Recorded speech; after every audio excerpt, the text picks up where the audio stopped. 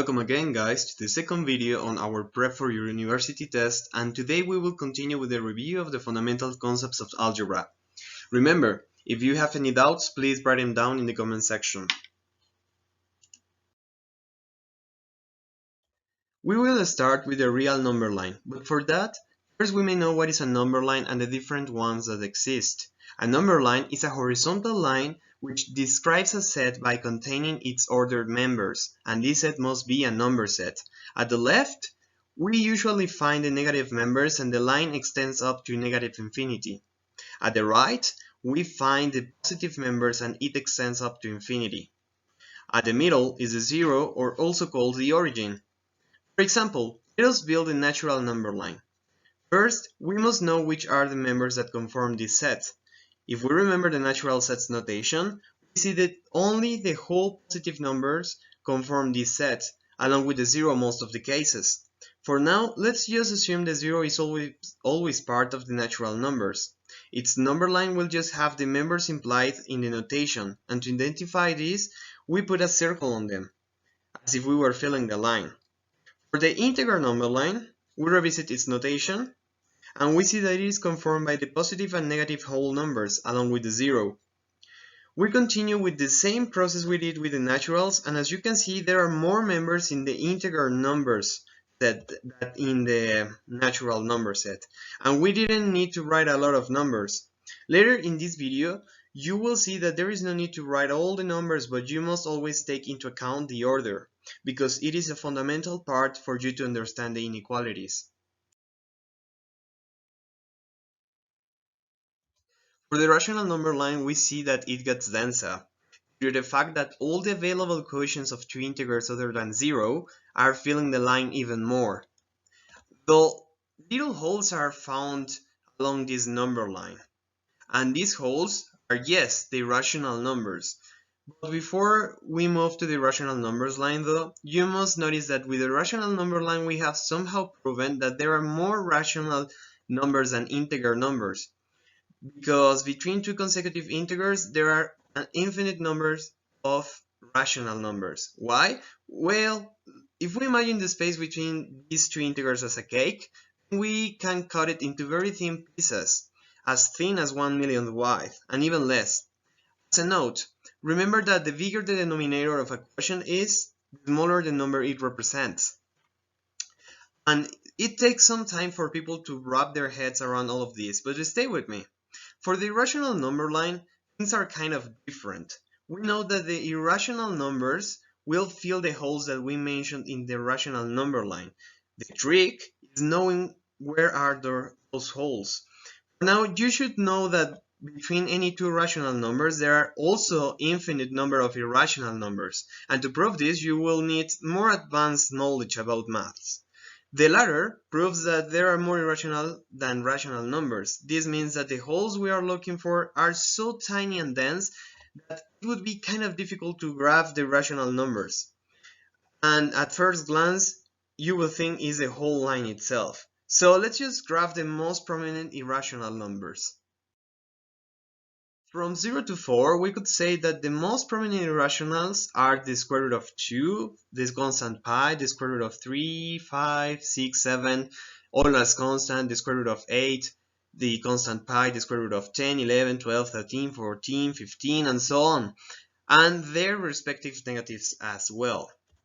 Finally, the real number line is the easiest to graph. We should recall that a real number set contains all the previously discussed number sets. Thus, if we were to graph the line, it would be the line itself, infinite and continuous from the origin to both sides. Another important property of the real numbers is that they are ordered. Now let's discuss inequalities, which are the relations made between two numbers or mathematical expressions that makes a non-equal comparison. Earlier, I said that the order is an important part of inequalities, and let's see why. We have two numbers, a and b, which are located on the real number line like this. And if you notice, a is at the left of b. That means that it is less than b. And it can be denoted by the inequality a is less than b. On the real number line, all the numbers such as n1, let's say, that are the left of some other number, let's say n0, will be less than it, despite wherever n0 is located. And all the numbers at the right will be greater. That's something you must take into account the whole time when you are working with inequalities. And now, okay, let's see at an example. If we have the number 4, all the numbers at its left are smaller. 1 is less than 4, negative 5 is less than 4, and all the numbers at the right of 4 are bigger. 7 is greater than 4, as well as 64. So as you see, the order is very important to understand inequalities. There are different types of inequalities. There are the strict and non-strict ones. The strict ones are the ones that we have already practiced. The symbols involved are the greater than sign, the less than sign. These are called strict because if we say that b is greater than a, and let's say that a equals 12, then b can take the value of every real number at the right of 12, but not 12. On the other hand, we have the non-strict inequalities, where the symbols involved are the greater than or equal to sign and the less than or equal to sign. Now, if we have the inequality that b is less or equal to a, and a again takes the value of 12, then b can take the value of every real number at the left of a, but not a, in this case, 12. Another inequality we may found is the one that uses the different to sign or the non-equal to sign. You can call it both ways. And it is a strict one, a strict inequality, because it will mean that a and b may take whichever value we want except the same. This also implies that it is the only type of inequality where the order of the numbers is not important. Inequalities can be simple, double, mixed double, and compound. All the ones we have written before are simple. Don't get scared with all these variations. You just need to look at the signs that are being used and remember how the numbers would be ordered on the real number line with each one of them. Anyway, don't worry. Soon we'll get deeper into the inequalities due to being a very important part of free calculus, which is the subject we are talking about. An example of a double inequality may be 2 is less than x is less than 7. It means that 2 is less than the variable x, and at the same time x is less than 7. So we can assume that x may take any value between 2 and 7, but not those two values. The double inequalities are used to describe intervals of numbers, which may be subsets of a bigger set of numbers, such as the real number sets. As an extra and last commentary on inequalities for now is this. The law of trigonometry tells us that for any two real numbers a and b, precisely one of three relations are possible. A could be equal or greater or less than B. You don't have to remember the name, but believe me, sometimes taking these little laws into account come in handy from time to time. Well, all of these clear us the path to talk about intervals. We know that a set of numbers may be infinite, as it is the case of all the sets we have talked about the last video, but it also may be not infinite. For example, the next set, A, with these members, just consists of 5 members, which are 1, 5, 8, 9, and 13. Now, intervals have uncountable members, but can be of definite length. For example, this interval, negative 5 to 3, contains all the real numbers between negative 5 and 3, but not those two numbers. An interval is a set of real numbers that contains all real numbers between any two numbers of the set, which naturally are the endpoints of the interval. We have different types of intervals. First, we have the bounded ones. This means that these intervals are of definite length and both endpoints are open or closed.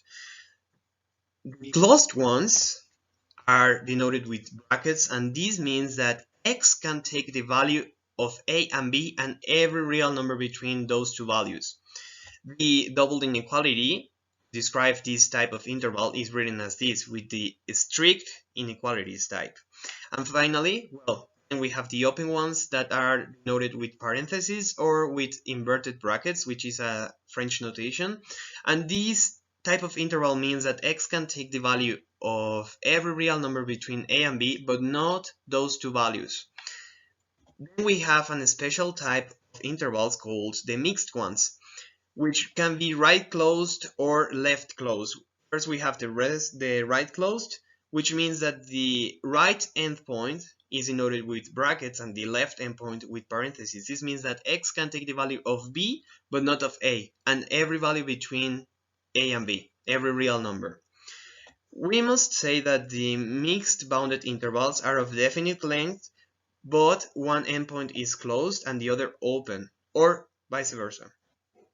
The left closed is denoted like this, and this means that x can take the value of a but not of b, and every value of every real number between a and b. Okay, let's see the unbounded intervals, which are those of indefinite length or of a single endpoint. There are the left bounded, are denoted as follows. They can be left closed or left open. If they are left closed, then we use a bracket next to the a, and this means that x can take any value at the right of a and a also. Then we have the left open, which are denoted with the parentheses, and this means that x can take any value at the right of a but not a. The other type of unbounded intervals is the right bounded ones, which can be written like these ones. They can be right closed and right open also. The right closed means that the right endpoint is denoted with brackets, and this means that x can take the value of b and every value at the left of b. Then the right open are denoted with parentheses on both sides, and this means that x cannot take the value of b and can take any value at the left of b. At last but not least, let's talk about the other types of intervals. We will write them on interval notation, set notation, and inequality notation. We will take into account again that a is less than b, so a is located at the left of b. For the empty set, which has no member, we have different notations on interval notation. The set notation is that type of zero, or the braces, the empty braces. There is no notation, there is no inequality notation. Then we have the degenerate interval, which contains just one member, which in this case is a. So x can only take the value of a. So we have the equality x equals a. Finally, we have the unbounded at both ends, which is described by that interval from negative infinity up to infinity. This means that x can take any value from right to left, and this means that this is how we call the real number set, unbounded at both ends interval. The last topic for this video is the absolute value, its properties and distance.